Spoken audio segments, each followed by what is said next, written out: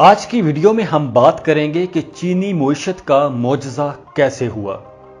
جب communist party اقتدار میں آئی تو چین انتہائی غریب تھا، نہ کسی سے تجارتی تعلقات تھے نہ سفارتی تعلقات، خود انحصاری کے سوا کوئی چارہ نہیں تھا۔ کیسے اقتصادی اصلاحات نے کروڑوں چینی شہریوں کی زندگی بدل دی۔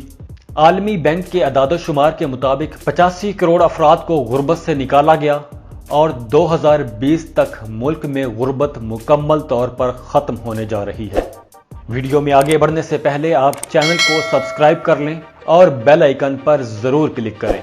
چین کی آزادی کے بارے میں ہم میں سے اکثر لوگ یہ نہیں جانتے کہ چین کب اور کیسے آزاد ہوا، کیسے اس نے اتنی ترقی کر لی۔ یہ سب کچھ ایسے ہی نہیں ہوا کہ بس چین بنا اور ترقی کرنے لگا، اس کے پیچھے مختلف عوامل کار فرما ہیں۔ چین دنیا کی سب سے قدیم تہذیبوں میں سے ایک ہے، لیکن یہ حال ہی میں ایک جدید ترین ملک بن گیا ہے۔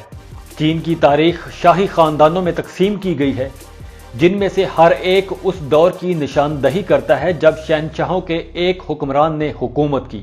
پہلی سلطنت کن خاندان کی تھی جو قبل مسیح 221 میں شروع ہوئی اور 1912 میں آخری سلطنت کا دور ختم ہوا اور چین ایک جمہوری ملک بن گیا۔ کمیونسٹ حکومت نے چینی نیشنلسٹ کے ساتھ سول جنگ کے بعد 1949 میں اپنی حکومت شروع کی۔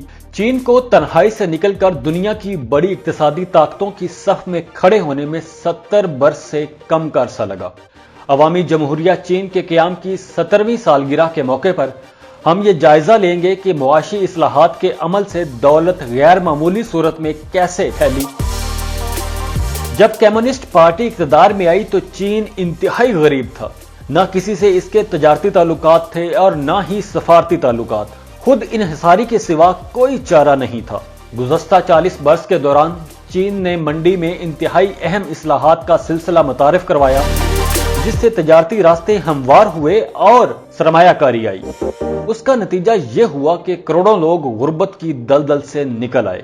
1950 کی دہائی نے 20ویں صدی کی سب سے بڑی انسانی تباہی دیکھی۔ چین کی زرعی معیشت کو صنعتی معیشت میں تیزی سے بدلنے کی ماؤ زیڈونگ کی پالیسی ناکام ہو گئی، جس کے نتیجے میں 1959 سے لے کر 1961 کے عشرے میں 10 سے 40 ملین افراد ہلاک ہوئے۔ یہ انسانی تاریخ کا سب سے بڑا قحط تھا۔ اس کے بعد 60 کی دہائی میں ثقافتی انقلاب نے معاشی خلل پیدا کیا۔ اس مہم کے ذریعے ماؤ کمیونسٹ پارٹی کی صفوں سے مخالفین کا صفایا کرنا چاہتے تھے، مگر اس سے ساری قوم بکھر گئی۔ 1976 میں ماؤ کے انتقال کے بعد ڈینگ زیانگ کی طرف سے شروع کی گئی اصلاحات نے معیشت کی شکل بدلنا شروع کر دی۔ کسانوں کو خود اپنی زمین پر کھیتی باڑی کی اجازت ملی، جس سے معیار زندگی بلند ہوا اور خوراک کی کمی بھی دور ہوئی۔ 1969 میں چین اور امریکہ کے درمیان معمول کے سفارتی تعلقات کی بحالی کے بعد بیرونی سرمایہ کاری کے لیے رستہ کھولا گیا۔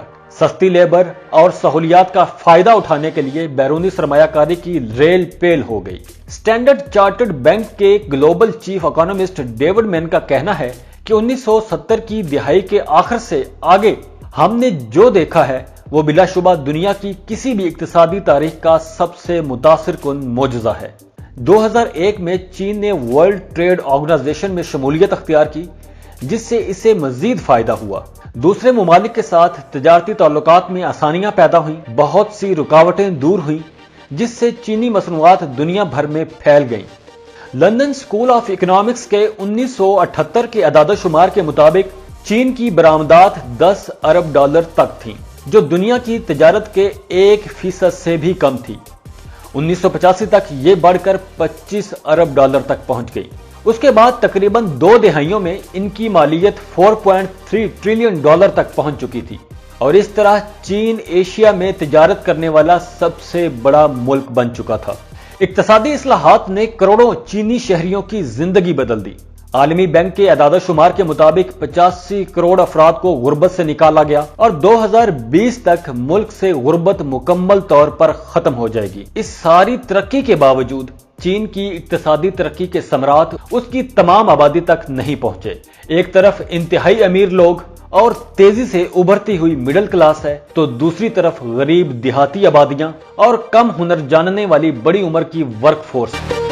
عالمی بینک کا کہنا ہے کہ چین کی فیکس آمدنی اب بھی ترقی پذیر ممالک والی ہے اور ترقی یافتہ ممالک کی اوسط سے 1/4 سے بھی کم ہے۔ چین کی سالانہ اوسط فیکس آمدنی تقریباً $10,000 ہے، جبکہ امریکہ میں یہی $62,000 ہے۔